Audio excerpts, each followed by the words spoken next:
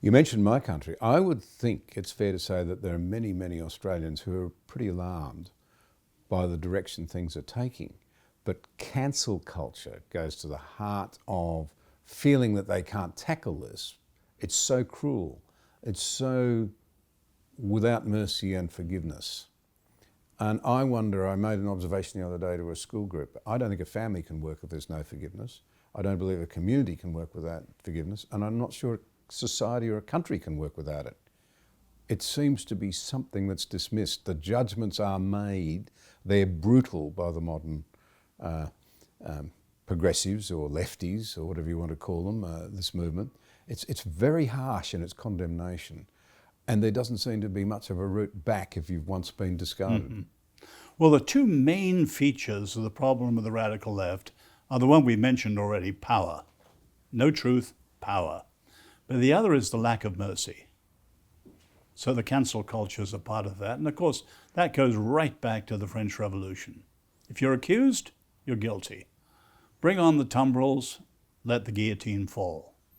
And the cancel culture is the same. And I think people like Douglas Murray have pointed that out wonderfully, the total pitiless lack of mercy. So all power, no truth, and lack of mercy in the way they deal with people. That's the radical left. Now you take forgiveness. You can have cheap forgiveness, which is no good either, a soft forgiveness.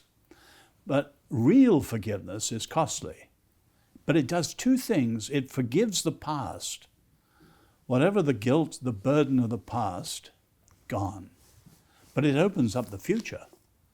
You have a future of a second chance rather than the ball and chain round you forever. So forgiveness is crucially related to freedom.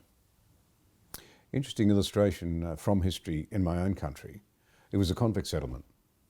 And one of our early governors who broke the mould was Lachlan Macquarie and his wife Elizabeth. And they insisted that when a convict had served their time, when they'd paid the price, they were to be set free and completely restored. There was tremendous resistance from the non-convict community, so bad that he was eventually recalled. But he'd set the pattern. They would invite former convicts to parties at Government House to say, you are now welcome back, restored, atoned. That sort of helped build a nation.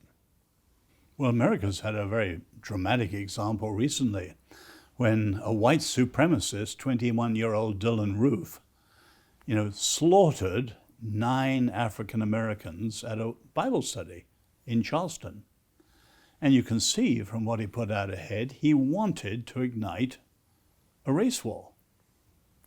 But within 48 hours, the members of the family who were bereaved, they were allowed to address their words to him.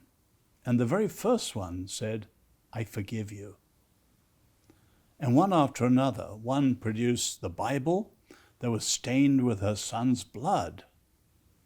And she too forgave in the light of the deeper forgiveness of Jesus on the cross. And that dramatic event totally averted any question of a race war. And the governor, Nikki Haley, was a Christian. The previous governor had stood against the Confederate flag, and the two of them pulled down the Confederate flag, which has not flown since then in South Carolina. And it was a dramatic example of how forgiveness can really make a decisive political and social difference, not purely spiritual. The trouble is a lot of truths that Jews and Christians have allowed to become very personal or very spiritual and not much to do with the whole of life. And forgiveness is one that is absolutely fundamental to addressing some of these big issues like racism and slavery.